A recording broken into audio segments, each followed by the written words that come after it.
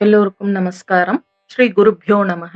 இன்னைக்கு நம்ம பார்க்க போறது ஸ்ரீ மந்திர மாத்ருகா புஷ்பமாலா ஸ்தவஹ.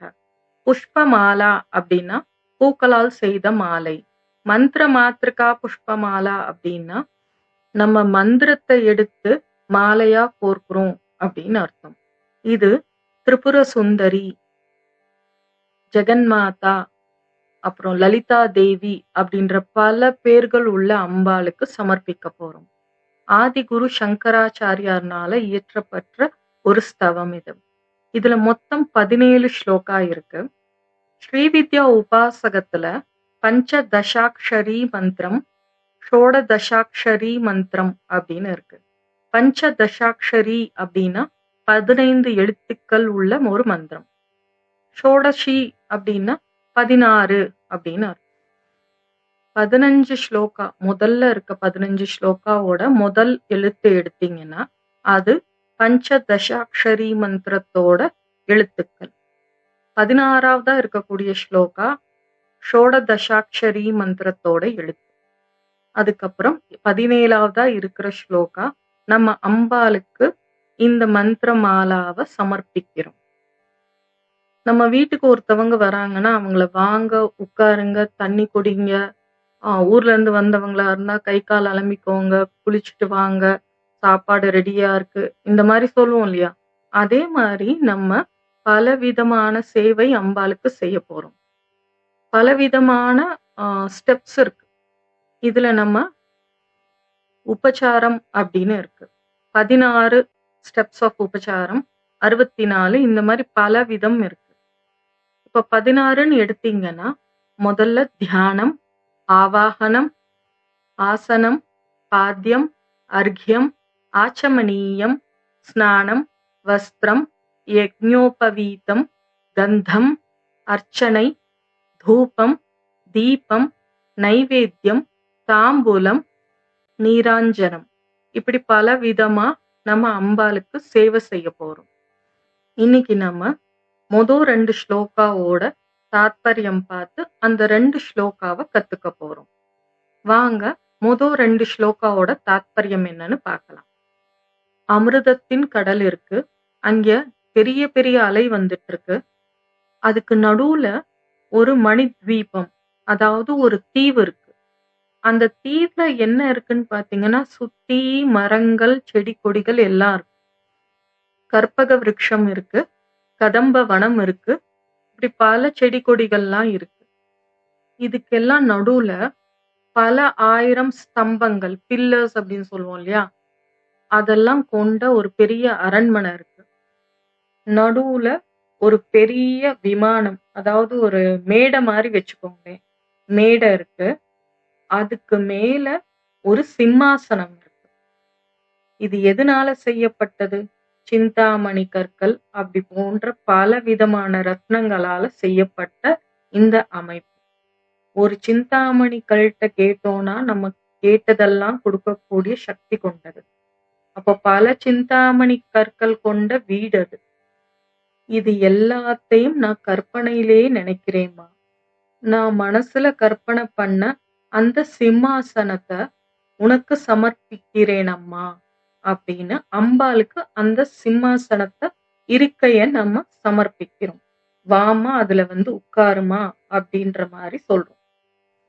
ஜனனி அப்படின்னா தாய், அம்மா அப்படின்னு அர்த்தம். வாமா வந்து உட்கார்றதுக்கு உனக்கு சிம்மாசனம் நான் ரெடி பண்ணியிருக்கேன் அப்படின்னு சொல்றோம். சூரியனோட ரதத்தை குதிரைகள் இழுக்கும், சந்திரனோட ரதத்தை மான்கள் இழுக்கும், அக்னி இருக்காங்க. ஸோ இந்த 3 விஷயமே நம்மளுக்கு தெரிஞ்ச மிக மிக ஒளிமிக்க ஒரு விஷயங்கள். இது எல்லாவற்றுக்கும் ஒளி கொடுப்பவள் அவளே. ஆனா நம்மளை பொறுத்த வரைக்கும் இதை விட ஒரு ஒளிமிக்க ஒரு விஷயமே கிடையாது. அதனால இது எல்லாத்தையும் நம்ம அம்பாலோட அந்த ஸ்ரீ சக்கரத்துக்கு நடுவுல இருக்கக்கூடிய அந்த புள்ளியான பிந்துவு அவ்வளோ பிரகாசமா இருக்கு அப்படின்னு நம்ம நினைக்கிறோம். இளம் வெயிலோட சூட்டு ரொம்ப இதமா இருக்கும். அதே போல ரொம்ப இதமா அம்பாள் சிரிச்சிட்டு இருக்காங்க. அவங்க கையில பாத்தீங்கன்னா பாஷம், அங்குஷம், சாப்பம், பானம் அதாவது பாசம், அங்குஷம், அதுக்கப்புறம் வில்லு, அம்பெல்லாம் கையில வச்சுட்டு அழகா சிரிச்சிட்டு இருக்காங்க. அவங்க காவி நிறத்துல உடை அணிந்து கொண்டிருக்கிறார்கள். தலையில கிரீடம் வச்சிட்டு இருக்காங்க. அந்த கிரீடத்துல பாத்தீங்கன்னா, பிறை சந்திரனை சூட்டிக் கொண்டிருக்காங்க. இப்படி இருக்கக்கூடிய அந்த அம்பாளோட ஸ்தூல ரூபம் அப்படின்னு சொல்லக்கூடிய அந்த பிசிக்கல் ஃபார்ம தியானம் பண்றோம். முதல்ல ஆசனம் சமர்ப்பிச்சோம். இப்ப அந்த அம்பால மனசால எப்படி இருப்பாங்கன்னு அவங்களோட ரூபத்த நம்ம நினைக்கிறோம். பாசம், அங்குஷம், பாணம், சாபம் இதுக்கெல்லாம் உள்ள அர்த்தம் இருக்கு. நம்ம இந்த பவசாகரத்துல நம்மள வெளியில கொண்டு வரதுக்கு அந்த பாசத்த யூஸ் பண்ணுவாங்க அப்படின்னு நம்ம புரிஞ்சுக்கணும். அங்குஷம் நம்ம தப்பான வழியில போகும்போது கரெக்டான வழியில கூட்டிட்டு வர்றதுக்கு அந்த அங்குஷம் பயன்படுது. பாணம்னா வில்லு. கையில பாத்தீங்கன்னா அம்பாளோட கையில ஒரு கரும்பு வில்லாக வச்சுட்டு இருப்பா. அது மனதை குறிக்கக்கூடியது. அப்புறம் இன்னொரு கையில 5 பூவ எடுத்து வச்சிருப்பா.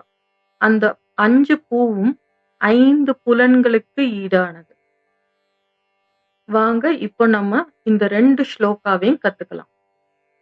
अथ श्री मन्त्रमातृका पुष्पमालास्तवः कल्लोलोल्लसितामृताब्धिलहरी मध्ये विराजन्मणि द्वीपे कल्पकवाटिका परिवृते कादम्बवाट्युज्ज्वले रत्नस्तम्भसहस्रनिर्मितसभा मध्ये विमानोत्तमे चिन्तारत्नविनिर्मितं जननि ते सिंहासनं भावये एनाङ्कानलभानुमण्डललसत् श्रीचक्रमध्ये स्थितां बालार्कद्युतिभासुरां करतलैः पाशाङ्कुशौ बिभ्रतीं चापं बाणमपि प्रसन्नवदनां कौसुम्भवस्त्रान्वितां तां त्वां चन्द्रकलावतं समकुटां चारुस्मितां भावये